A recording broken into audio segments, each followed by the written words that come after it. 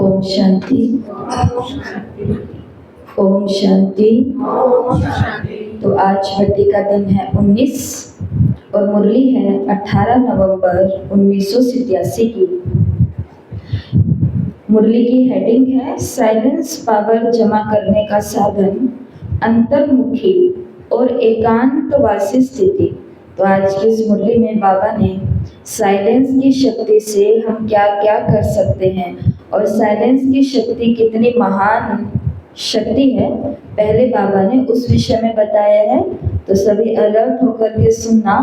बाबा ने कहा नाम रूहानी सेना है, लेकिन विशेष साइलेंस की शक्ति है, शांति देने वाली अहिंसक सेना है।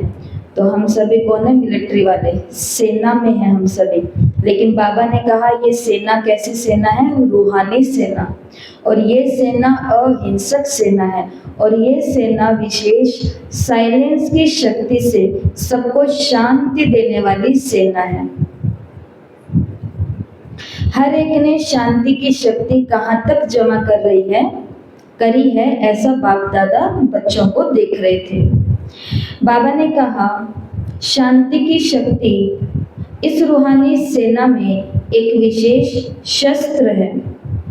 जितना इस शक्ति में शक्तिशाली बनेंगे, उतना ही शांति की शक्ति का महत्व और महानता का अनुभव ज्यादा करेंगे। साइलेंस की शक्ति के साधन भी श्रेष्ठ है। जैसे बाबा ने कहा वाणी की शक्ति के साधन है चित्र, प्रोजेक्टर, वीडियो आदि बनाते हो, ऐसे शांति की शक्ति के साधन है शुभ भावना, शुभ संकल्प और नैनो की भाषा। शुभ भावना, शुभ संकल्प और नैनो की भाषा, ये तीन बाबा ने का साधन है जिससे हम साइलेंस की शक्ति को यूज कर सकते हैं, सेवा कर सकते हैं।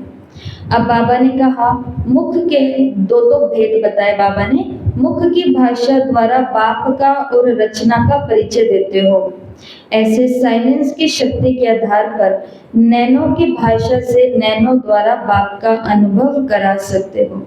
वाणी के द्वारा, मुख के द्वारा बाप का रचना का परिचय देते हैं सबको। बाबा ने कहा नैनो की भाषा के द्वारा नैनो से किसी को भी बाप का अनुभव करा सकते हो। दूसरा उदाहरण दिया बाबा ने, प्रोजेक्टर के द्वारा चित्र दिखाते हो, वैसे अपने मस्तक के बीच चमकता हुआ आपका और बाप का चित्र स्पष्ट दिखा सकते हो। तीसरा बाबा ने कहा वाणी द्वारा याद की यात्रा का अनुभव कराते हो, कमेंट्री देते हैं, योग कराते हैं वाणी द्वारा। ऐसे साइलेंस की शक्ति द्वारा आपका चेहरा आप द्वारा भिन्न भिन्न याद की स्टेज का अनुभव करा सकते हो, जिसको बाबा ने कहा कि जैसी आपकी भावना होगी वैसी भावना उन्हों में भी उत्पन्न होगी। आज की साकार मूल्य में बाबा ने कहा कि बच्चे कहते हैं बाबा ऐसी कोई प्रेरणा करो कि पति की बुद्धि ठीक हो जाए। तो ये उसके उत्तर हैं। बुद्धि को ठीक करने के लिए क्या करना पड़ेगा? अंदर में उसके प्रति शुभ भावना लानी पड़ेगी। दूसरा, नैनो की भाषा से उस आत्मा को नैनो द्वारा अनुभूति करानी पड़ेगी। तीसरा बाबा ने कहा अपने मस्तक पर चमकते हुए रूप से भिन्न भिन्न याद के स्वरूपों का अनुभव कराना होगा। ये उसकी बुद्धि ठीक क्यों नहीं होती है? या किसी की भी, जिनको भी हम ये चाहते हैं कि ये रोज क्लास में आए या ज्ञान में आए, जो हमारे संबंधी या कुछ तो आत्मा के हिसाब किताब होते हैं, क्योंकि उनकी भक्ति भी रही हुई है, भक्ति उनको जोर शोर से करने दो और टाइम दो, तो जैसे भक्ति पूरी होगी तो उनको आना ही होगा। दूसरा बाबा ने कल जैसे कहा कि जैसे विपदा आएगी, अल्पकाल के साधन छूटेंगे तो कहाँ जाएंगे? ऑटोमेटिक वो यहीं आएंगे। और अब आगे की बात है कि अगर उस आत्मा को आना लिखा है और केवल मेरे शुभ भावना कामना की कमी है, तो उसके लिए बाबा ने फिर ये क्या बोल दिया,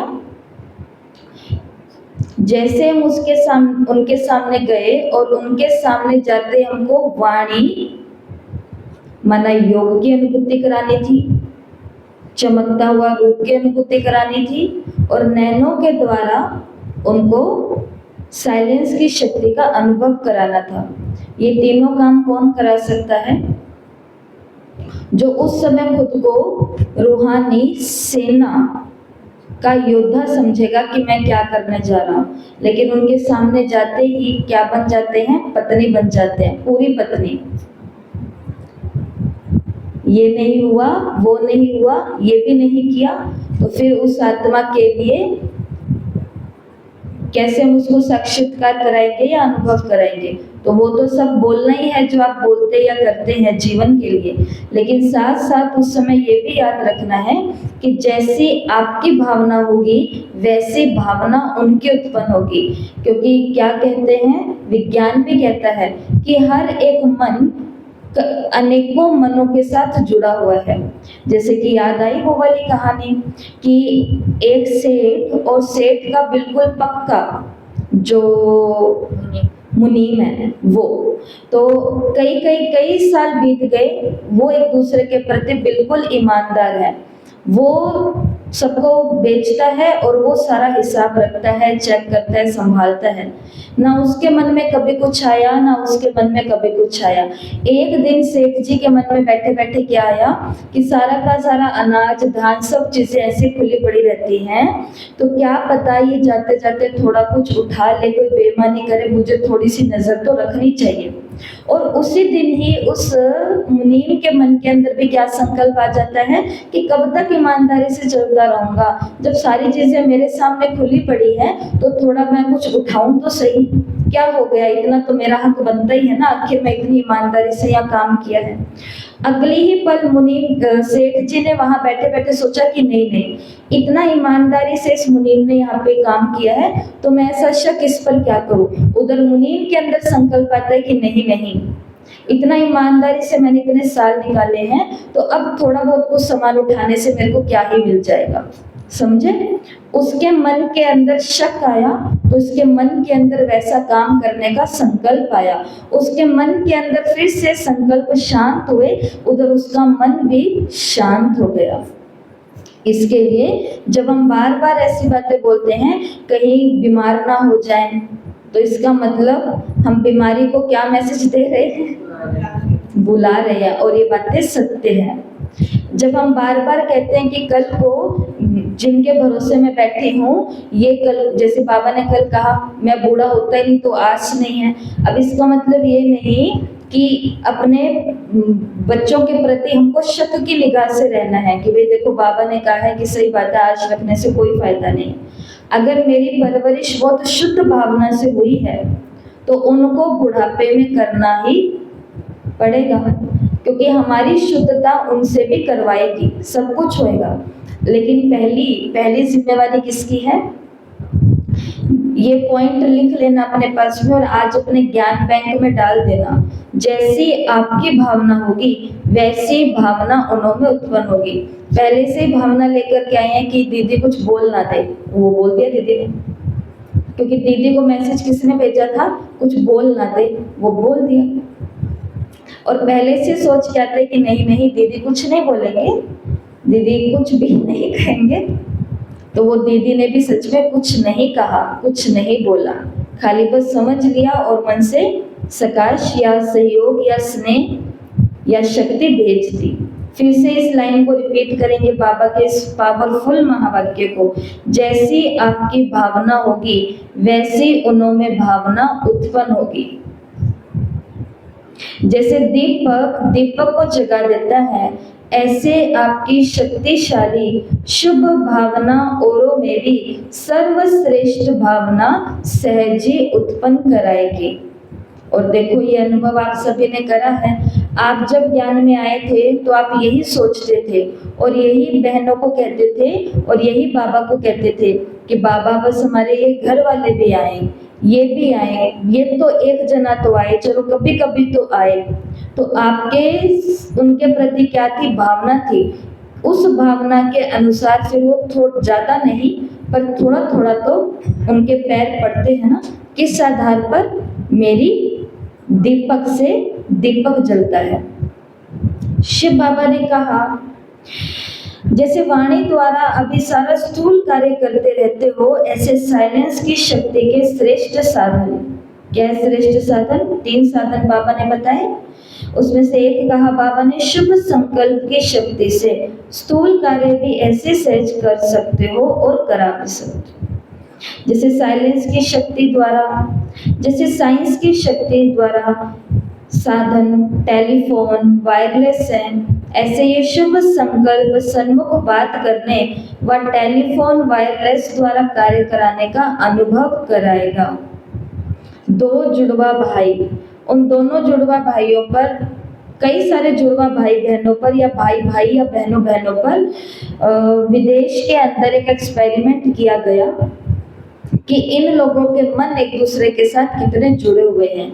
तो क्या कर दिया, एक जहाज पर उन लोगों को ले जाया गया।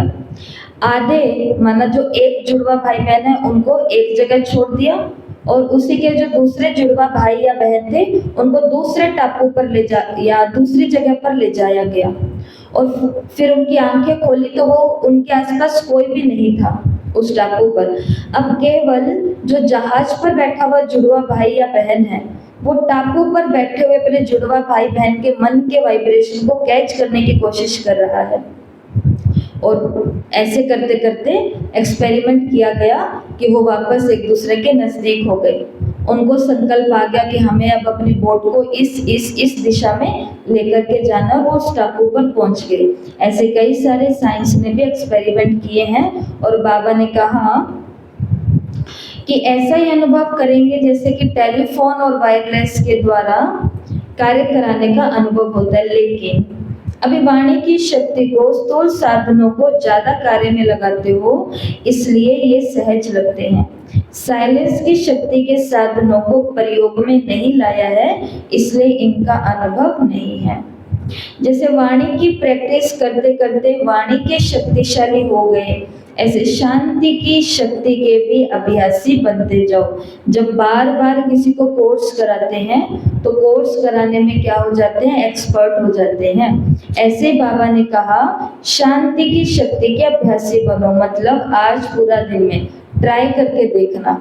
किसी को आपको कोई बात कहनी है तो पहले कहाँ से कहना, अपने शुद्ध संकल्पों से, साइलेंस पावर से। ऐसा नहीं लगातार बोलते जा रहे हैं, लड़ते जा रहे हैं, बोलते जा रहे हैं, चिल्लाते जा रहे हैं, बोलते जा रहे हैं, झगड़ते जा रहे हैं और फिर कहा ए आत्मा अभी तो जल्दी से ही काम करते। ऐसा नहीं होगा।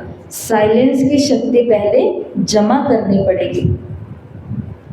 तो बाबा ने कहा ये करके देखो, क्योंकि जितना जो महान शक्तिशाली शस्त्र होता है वो कम समय में कार्य भी ज्यादा करता है।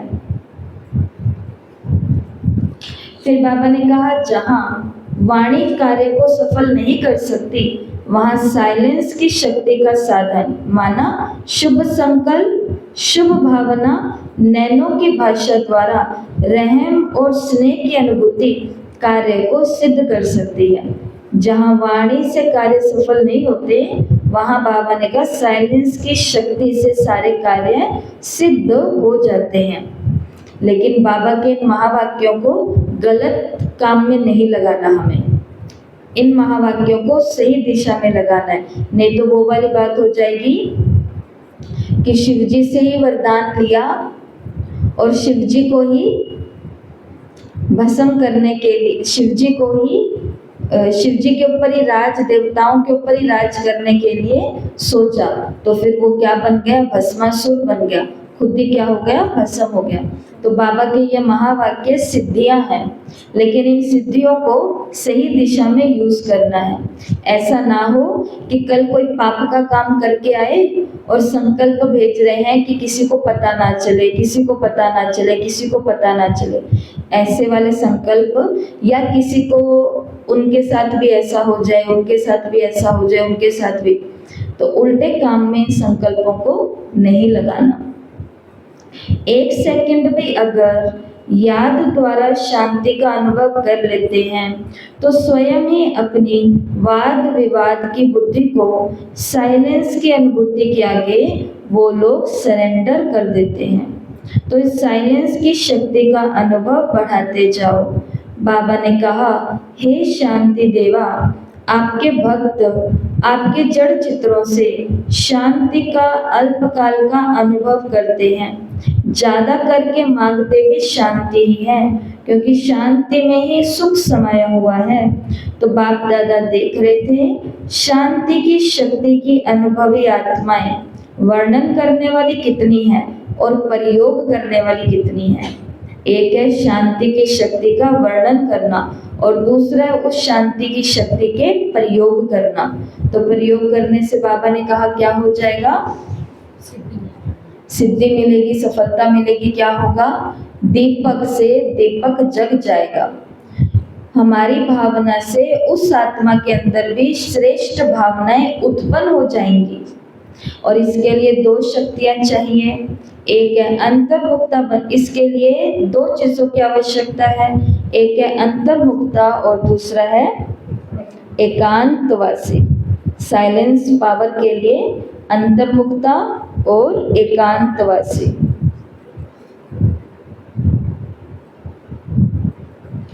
बनने की आवश्यकता है। कई बच्चे कहते हैं एकांतवासी बनने का समय नहीं मिलता, अंतर्मुखी स्थिति का अनुभव करने का समय नहीं मिलता, क्योंकि सेवा की प्रवृत्ति, वाणी की शक्ति की प्रवृत्ति बहुत बढ़ गई है। लेकिन इसके लिए बाबा ने कहा, लेकिन इसके लिए कोई इकट्ठा आधा घंटा या 1 घंटा निकालने की आवश्यकता नहीं है। सेवा की प्रवृत्ति में रहते बीच बीच में इतना समय मिल सकता है तो एकांतवासी बनने का अनुभव करो। बहुत लोगों के बीच में भी खुद को क्या समझो? बिल्कुल अकेला। तो ऐसे नहीं कि कोई भी बात ना करे, कोई भी बोले ना, घर में एकदम शांति हो जाए फिर मैं योग करूंगी, साइलेंस की शक्ति जमा करूंगी। बाबा ने कहा ऐसा नहीं होगा, क्योंकि सेवाएं भी बढ़ती हैं तो वाणी भी बढ़ती है, प्रवृत्ति भी बढ़ती है सेवाओं की। तो अलग से टाइम नहीं निकलेगा, लेकिन सेवाओं के बीच बीच में ही एकांतवासी बनने का अनुभव करो। एकांतवासी अर्थात कोई भी एक शक्तिशाली स्थिति में स्थित होना। एकांतवासी का मतलब है कोई भी एक शक्तिशाली स्थिति में स्थित हो जाना। जैसे कौन कौन सी स्थितियां हैं हमारी? कौन कौन सी स्थिति हमारी योग की? कौन कौन सी स्थिति है? अशरीरी है, बीज रूप है, फरिश्ता है, पूज्य है, सतो प्रधान है ना, और बिंदु रूप है।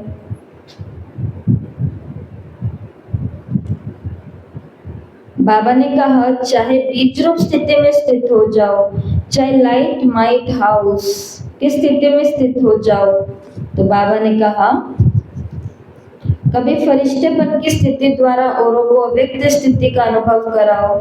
1 सेकंड या 1 मिनट भी अगर इस स्थिति में एकाग्र हो, स्थित हो जाओ, तो ये 1 मिनट की स्थिति स्वयं आपको और औरों को बहुत लाभ दे सकती है। 1 मिनट साइलेंस। हर घंटे में सिर्फ क्या करना है? 1 मिनट प्रैक्टिस करनी है एकांतवासी बनने की। इनमें से जो भी स्थिति हमें अच्छी लगती है उस स्थिति में स्थित हो जाओ। लाइट माइट हाउस बन करके सबको ज्ञान की रोशनी और शक्तियों का दान करो। फरिश्ता बन करके अव्यक्त स्थिति का सबको अनुभव कराओ, और बीज रूप स्थिति में तो बाबा के साथ कनेक्ट हो जाओ। तो बाबा ने कहा ये 1 मिनट की स्थिति आपको और औरों को बहुत लाभ देगी, सिर्फ इसकी प्रैक्टिस चाहिए। क्योंकि इस मुरली में पहले बाबा ने कह दिया कि 2 प्रकार के बच्चे हैं, जो केवल इनका वर्णन करते रहते हैं और दूसरे हैं जो इनको प्रयोग भी करते हैं। ऐसा कौन है जिसको 1 मिनट की भी फुर्सत नहीं मिल सकती? है कोई? कि हर घंटे में 1 मिनट की फुर्सत हमें नहीं मिलती? तो 1-1 मिनट तो चुटकी में जाता है या नहीं जाता? जाता है। तो जैसे ट्रैफिक कंट्रोल का प्रोग्राम बना तो कई सोचते थे ये कैसे हो सकता है, सेवा की प्रवृत्ति बहुत बड़ी है, बिजी रहते हैं। बाबा ने कहा लेकिन लक्ष्य रखा तो हो रहा है ना, प्रोग्राम चल रहा है ना। फिर आगे बाबा ने कहा एक पावरफुल स्थिति में अपने मन को, बुद्धि को स्थित करना ही एकांतवासी बनना है। फिर यहाँ बाबा ने ब्रह्मा बाबा का भी उदाहरण दिया। आगे बाबा ने कहा, सब सेवा के साधन होते हुए भी साइलेंस की शक्ति की सेवा की आवश्यकता होगी, क्योंकि साइलेंस की शक्ति अनुभूति कराने की शक्ति है। वाणी की शक्ति का तीर बहुत करके दिमाग तक लगता है, दिमाग तक पहुंचता है, और अनुभूति का तीर दिल तक पहुंचता है। तो समय प्रमाण अभी सेकंड में ही अनुभूति करा लो, यही सबकी पुकार है। तो शुभ भावना से बाप की तरफ स्नेह की भावना उत्पन्न करा लो, ऐसा बाबा ने सभी शांति देवा आत्माओं को कहा। तो क्या करना है अब हमें? अब आज की मुरली तो कल रात को भी पढ़ ली, सार पूरा सुन लिया। अभी भी हमने मेन पॉइंट्स हैं तो उसके बारे में सोच भी लिया, चिंतन भी कर लिया, डिस्कस भी कर लिया, सुन भी लिया। पर अब करना क्या है आज? हर 1 घंटा में 1 मिनट, हर 1 घंटे में 1 मिनट के लिए अंतर्मुखी एकांतवासी बनना है। और एकांतवासी बनने की परिभाषा बाबा ने क्या बताई? घर वालों को सबको बोल देना है कि सब चले जाओ, मेरे को अकेला छोड़ दो 1 मिनट के लिए।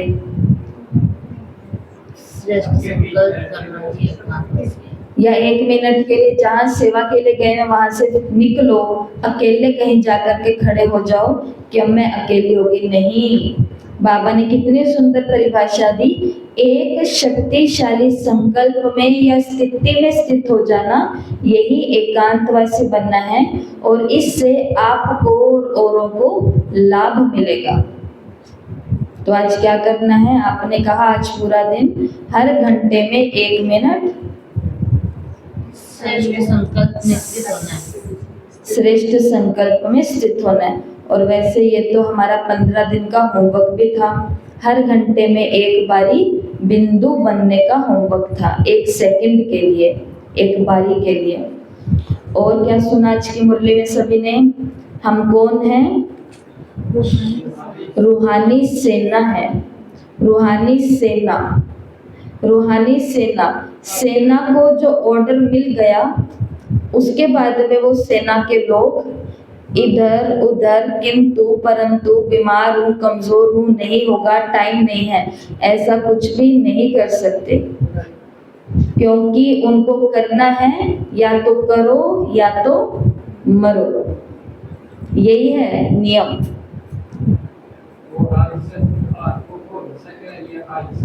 तो हम कौन से रूहानी सेना, कौन सी सेना है? अहिंसक सेना, साइलेंस की शक्ति के शस्त्र को धारण करने वाली सेना। तो ये शस्त्र बाबा ने कहा बहुत पावरफुल है, कम समय में ज्यादा शक्ति का प्रदर्शन कर सकता है। और मुरली में क्या सुना? जैसे आपकी भावना होगी वैसे सामने वाले में भावना उत्पन्न हो जाएगी। अगर घर परिवार की परवरिश करते समय यही सोच रहे हो कि ये कुछ नहीं करने वाले, ये माँ अपने बच्चों को बोल रही होती है कि ये तो शैतान की औलाद है, तो आप खुद कौन हो? वो आप ही हो। और वो एक मासूम बच्चा जो केवल चीजों को उठाता पटकता गिरता ही था, चंचल था, उसको शैतान शैतान शैतान की औलाद बोल बोल के एक दिन सच में इस समाज में क्या बना करके खड़ा कर देते हैं? शैतान ही बना के। चाहे वो लड़का है आज, चाहे वो लड़की है, वो ऐसे ऐसे शैतानियां करते हैं जिससे कई सारी समाज की बातों पर बुरा से बुरा असर पड़ता है। तो ये किसके संकल्पों से उनके संकल्प में शैतानी गई? फिर दोष किसको देते हैं? इन मोबाइलों ने खराब कर दिया, इन दोस्तों ने खराब कर दिया, और मैं तो निर्दोष देवी हूँ। किसने खराब किया? किसने किया? खुद की जिम्मेवारी लो। तो जब बिगाड़ा भी मैंने है तो सवारेगा भी कौन? मैं ही मूर्तिकार हूँ, तो मैंने ही बिगाड़ा है और मेरे को फिर से सुधारना है। तो जैसी आपकी भावना वैसे उसमें भाव उत्पन्न हो जाएंगे। और मस्तक से तुम्हारे वो चमकती मणि दिखनी चाहिए, नैनों की भाषा कोई समझ जाए खड़े होते ही। शुद्ध संकल्प, शुभ भावना और नैनों की भाषा, ये है साइलेंस शक्ति के साधन। जैसे वाणी के साधन है प्रदर्शनी, चित्र, प्रोजेक्टर, वो आते हैं और ऐसे ऐसे बोल बोल के हम समझाना शुरू कर देते हैं।